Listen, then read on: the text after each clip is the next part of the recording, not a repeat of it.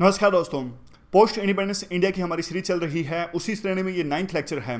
इस वीडियो में हम डिस्कस करेंगे इंडिया और पाकिस्तान का वार हुआ था 1965 में, पूरी डिटेल्स के साथ में आखिरकार ये वार क्यों हुआ, क्या कंसिक्वेंसेस रहे, किस प्रकार से इवेंट्स हुए वार के दौरान में। सबसे पहले हमें समझना होगा क्या सर्कमस्टांसिस थी उस दौरान में, यानी 1965 से पहले आखिरकार बैकग्राउंड क्या था, सर्कमस्टांसिस परिस्थितियाँ थी क्या। कुछ घटनाओं का जिक्र करें तो उस समय 1964 में नेहरू जी की डेथ हुई थी, तो लीडरशिप क्राइसिस थे, आप ऐसा कह सकते हैं। एक कांग्रेस के अंदर में भी लड़ाई चल रही थी कि देश का प्रधानमंत्री कौन बनेगा। उसके बाद में इंडिया चाइना का वार खत्म हुआ था 1962 में और इंडिया वो वार हार गया था। 2 लगातार ड्रॉट आए थे, इकोनॉमिक कंडीशंस भी कोई खास नहीं थी।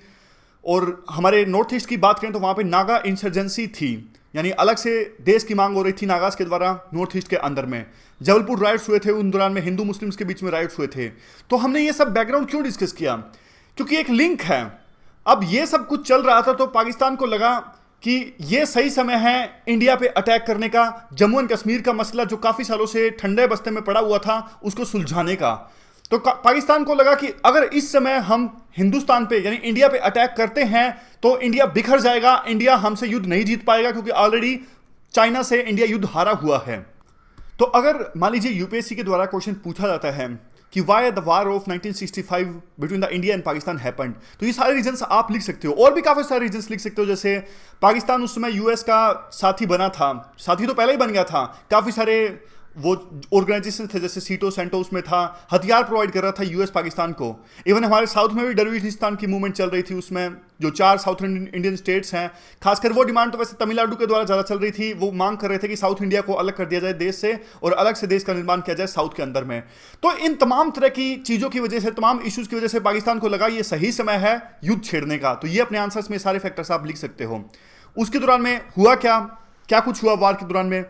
देखिए, एक सरक्रीक एरिया है गुजरात के अंदर में, यहाँ पे डिस्प्यूट है इंडिया और पाकिस्तान के बीच में, यहाँ फायरिंग हुई और फायरिंग के अंदर में थोड़ा सा एरिया पाकिस्तान ने हमारा ले लिया 40 मील के आसपास। तो पाकिस्तान का तो हौसला और भी बढ़ गया, पाकिस्तान को लगा कि इंडिया कुछ करेगा नहीं, अगर हम हमला कर देते हैं कश्मीर के ऊपर में तो हम कश्मीर ले लेंगे। तो ये उसके बाद में पाकिस्तान ने 2 चीज़ें करी, ऑपरेशन जिब्राल्टर लॉन्च कर दिया। सरक्रीक के बाद में थोड़ा सा एरिया 40 मील लेने के बाद में उन्होंने लॉन्च कर दिया ऑपरेशन जिब्राल्टर। ऑपरेशन जिब्राल्टर में क्या था, पाकिस्तान ने अपने सैनिकों को ये सिविलियंस की यूनिफॉर्म में भेज दिया कश्मीर के अंदर में। मकसद क्या था, दिखाना ये था, भेजा किसमें, पाकिस्तान ने अपने सैनिकों को भेजा सिविलियन यूनिफॉर्म के अंदर में। वो चाहते थे कश्मीर के अंदर में एक अपराइजिंग पैदा करना, तो उन्होंने गवर्नमेंट बिल्डिंग्स को अटैक करना स्टार्ट कर दिया, कम्युनिकेशन नेटवर्क को ध्वस्त करना स्टार्ट कर दिया, कैओस क्रिएट करना स्टार्ट कर दिया, इधर उधर फायरिंग करना स्टार्ट कर दिया। ऐसा माहौल क्रिएट करना था कि कश्मीर के जो लोग हैं वो आज़ादी के लिए खड़े हो गए हैं। इवन मैं आपको बताऊं, पाकिस्तान का एक रेडियो था, पाकिस्तान के रेडियो में इस प्रकार का न्यूज़ आती है कि हिंदुस्तान में कश्मीर में अपराइजिंग स्टार्ट हो गई है। लेकिन यहाँ पे ऐसा कुछ भी नहीं था, कुछ भी नहीं था। कश्मीर के लोगों ने साथ नहीं दिया, पाकिस्तान के जो सिविलियन की यूनिफॉर्म में आए थे पाकिस्तान के सैनिक, उनका बिल्कुल भी साथ नहीं दिया। इवन कश्मीर के लोगों ने तो पकड़ पकड़ के उनको पुलिस के हवाले कर दिया। तो ये हालात थे, कश्मीर के लोगों ने पूरा साथ दिया उस समय पे। तो पाकिस्तान का जो ये ऑपरेशन जिब्राल्टर था, ये ऑपरेशन जिब्राल्टर बुरी तरह से फेल कर दिया। अच्छा, एक बात आपको पता है कि इसका पाकिस्तान ने इसका नाम ऑपरेशन जिब्राल्टर क्यों रखा। जिब्राल्टर एक स्ट्रेट है, आपको पता होगा, ये अफ्रीका को जोड़ता है यूरोप से, स्ट्रेट ऑफ जिब्राल्टर। तो वहाँ पे मूरी लोग गए थे, मूरी लोगों का संबंध मुस्लिम से है और उन्होंने स्पेन में विक्ट्री हासिल करी थी।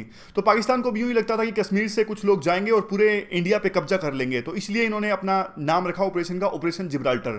तो ऑपरेशन जिब्राल्टर तो इनका पूरी तरह से फेल हो गया। जो इन्होंने सैनिक भेजे थे सिविलियंस की यूनिफॉर्म में, वो ऑपरेशन इनका सफल नहीं हो उसका। फिर इन्होंने प्लान बी अपनाया। प्लान बी क्या था इनका, प्लान बी था ऑपरेशन ग्रैंड स्लैम।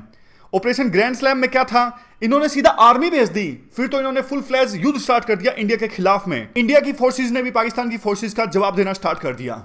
छम इलाका, कश्मीर का छम इलाका है, वहां पे बहुत जबरदस्त इंटेंसिव लड़ाई हो रही थी। पाकिस्तान जो है वो अखनूर सेक्टर पे कब्जा जमाना चाहता था। पाकिस्तान को लगता था कि अगर अखनूर में कब्जा कर लिया तो इंडिया का जो पूंछ है और राजौरी है उनको बाकी इंडिया से काट देंगे हम, ऐसी उनकी कोशिश थी। तो जबरदस्त लड़ाई चल रही थी कश्मीर के अंदर में। फिर जो उस समय के आर्मी के जनरल हैं वो गए लाल बहादुर शास्त्री जी के पास में, वो उस समय हमारे देश के प्रधानमंत्री थे।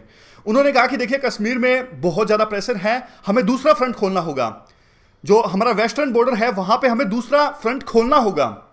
तो लाल बहादुर शास्त्री ने कहा कि ठीक है, आप खोलिए। आर्मी जनरल ने उनको फिर से पूछा, क्या आप मतलब समझते हो इस चीज़ का, अगर दूसरा फ्रंट खुलता है तो फुल स्केल वार। तो उन्होंने कहा, जी हाँ मैं मतलब समझता हूं, इसीलिए आपको कह रहा हूं कि आप दूसरा फ्रंट खोलिए। तो लाल बहादुर शास्त्री जी की कई बार ना काफी क्रिटिसिज्म उनका होता था कि उनकी लीडरशिप वीक नहीं है, लेकिन उन्होंने दिखा दिया इतने मुश्किल समय में उन्होंने इतने बढ़िया डिसीजंस लिए कि जो फिजिकल अपीयरेंस है वो किसी पर्सन की लीडरशिप स्किल्स नहीं डिफाइन कर सकती। तो ये एक वन ऑफ द, आप कह सकते हैं, मोस्ट इंपॉर्टेंट फैक्टर रहा कि हमने स्ट्रॉन्ग लीडरशिप स्किल्स दिखाई इस वार के दौरान में, तभी हम ये वार जीत पाए। सही समय पे हमने सेकंड फ्रंट खोला। तो अब सेकंड फ्रंट खुल गया उसके बाद में, तो हम सेकंड फ्रंट में तो देखिए वहां पे तो टैंक से लड़ाई चल रही थी, तो टैंक्स की लड़ाई चल रही थी, तो हमने काफी ज्यादा सक्सेस वहां पे अर्जित करी और लाहौर के बॉर्डर तक हम पहुंच गए थे वहां पे, यानी किसी भी वक्त लाहौर पे हम कब्जा कर सकते थे। कश्मीर की बात करें तो कश्मीर में हमने काफी स्ट्रेटेजिक पॉइंट्स पे कब्जा जमा लिया था, जैसे हाजी पीर। तो हमारी जो पोजीशन थी वार के अंदर में काफी स्ट्रांग थी। पाकिस्तान को यूं लगता था कि चाइना हेल्प करेगा, क्योंकि चाइना जो है वो दुश्मन है इंडिया का, तो अगर इंडिया और पाकिस्तान का युद्ध होता तो चाइना पाकिस्तान का साथ देगा। हालांकि चाइना ने क्रिटिसिज्म तो किया हमारा, चाइना ने कहा कि इंडिया पूरे सब कॉन्टिनेंट के अंदर में इंस्टेबिलिटी फैला रहा है और एक्सपेंशनिस्ट इंटेंशंस रखता है, लेकिन चाइना युद्ध के बीच में नहीं आया। और एक जो इंपॉर्टेंट बात कि कश्मीर में लड़ाई हुई, इवन वेस्टर्न बॉर्डर पे भी लड़ाई हुई, लेकिन जो ईस्टर्न बॉर्डर था, यानी जो आज का बांग्लादेश है, वो उसमें पाकिस्तान था, तो उस बॉर्डर पे बिल्कुल शांति रही, कोई भी मूवमेंट उस बॉर्डर पे नहीं रही इस पूरे युद्ध के दौरान में। उसके बाद में उस समय यूनाइटेड नेशंस के जो सेक्रेटरी जनरल थे यू थांट, वो दोनों देशों की कैपिटल्स में आए और सीज फायर का डिक्लेरेशन हो गया। बाद में यूएसएसआर ने पाकिस्तान के जो राष्ट्रपति थे अयूब खान और भारत के प्रधानमंत्री थे लाल बहादुर शास्त्री जी, दोनों को इनवाइट किया ताशकंद, जो आज उज्बेकिस्तान में है, वहां पे समझौता हुआ ताशकंद के अंदर में। जब भी समझौता होता है तो बेसिक पॉइंट तो आपको ना भी बताओ तो भी आप लिख सकते हो। समझौता होता है तो मोस्टली क्या होता है कि लड़ाई शुरू होने से पहले की जो पोजीशंस थी उस पर वापस आ गए। तो इसमें भी यही हुआ, हमने काफ़ी इंपॉर्टेंट जो पोजीशन हमने ले ली थी, जैसे लाहौर तक हम पहुंच गए थे, लाहौर के बॉर्डर पे बिल्कुल, और इवन हाजी पीर जो एक इंपॉर्टेंट स्ट्रेटेजिक पॉइंट था वो भी हमने ले लिया था। हम पीछे आ गए इन सभी पोजीशन से, और जो जमीन हमने थोड़ी सी खोई थी सर क्रीक के आसपास गुजरात में, वो हमें वापस मिल गई। तो काइंड ऑफ नुकसान ही हुआ। वैसे काफ़ी बार कहा भी जाता है कि हमें इस तरह के जो एग्रीमेंट्स हैं वो क्यों साइन किए हमने, क्योंकि हमारी पोजीशन इतनी स्ट्रांग थी। उसके पीछे भी काफ़ी सारे रीजंस होते हैं, इंटरनेशनल प्रेशर काफ़ी ज़्यादा होता है। उस समय देखिए, उस समय ना 2 बैक टू बैक ड्रॉट आए थे, और हमारा मेन मकसद उस समय इकोनॉमिक डेवलपमेंट था। आपको पता भी होगा कि एक्चुअली किया गया था, यूएस से हम ना PL480 से अनाज ले रहे थे, लेकिन यूएस क्या कर रहा, एक एक शिप करके अनाज भेज रहा था, एक एक जहाज करके। यानी कहने का मतलब है कि अनाज के लिए हमें, सिंपल वर्ड्स में कहें तो, तड़पा रहा था। हमें समझ में आ गया था उसी समय कि फूड सफिशिएंसी होना बहुत जरूरी है। आगे चल के ग्रीन रेवोल्यूशन भी आया था, और लाल बहादुर शास्त्री ने नारा दिया था उसमें, जय जवान जय किसान, जय जवान जय किसान, ये नारा लाल बहादुर शास्त्री ने दिया था। और इस पे क्वेश्चन भी पूछा था यूपीएससी ने। तो कई बार ऐसी सिचुएशन होती है कि जो एग्रीमेंट है वो साइन करने पड़ते हैं। एक यूएसएसआर के इन्विटेशन पे हम वहां पे गए थे, और यूएसएसआर ने हमारा काफी साथ दिया था इससे पहले भी। यानी कश्मीर के संदर्भ में जो भी वीटो आती थी, जो भी यानी हमारे खिलाफ में रेजोल्यूशन आता था, यूएसएसआर उसे वीटो कर देता था, और हमारी रिस्पेक्ट वहां पे बच जाती थी। तो यूएसएसआर ने हमारा काफी साथ दिया था, तो हमें लगा कि ठीक है, यूएसएसआर एक प्रकार से मध्यस्थता कर रहा है तो हमें बात मान लेनी चाहिए। इंटरनेशनल प्रेशर भी था, और हमारा फोकस इकोनॉमी पे था उसमें बहुत ज्यादा। तो इन कारणों की वजह से हमने ताशकंद एग्रीमेंट साइन किया।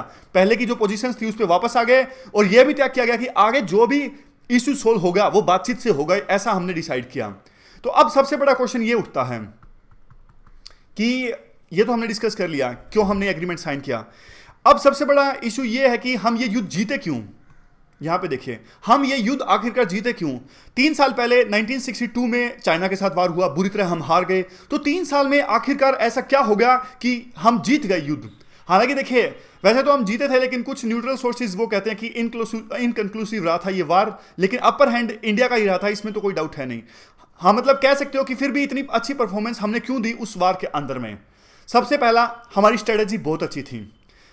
उस समय दूसरे फ्रंट को खोलने की बारी आई तो हम हिचकिचाए नहीं, हमने तुरंत ही दूसरा फ्रंट खोल दिया। लाल बहादुर शास्त्री जी ने इसका आदेश दे दिया और हमने दूसरा फ्रंट खोल लिया। तो कश्मीर में जो इतना सारा प्रेशर था, वो प्रेशर काफी ज्यादा कम हो गया। उसके बाद में सेकंड पॉइंट आता है कि एयरफोर्स का यूज हमने किया।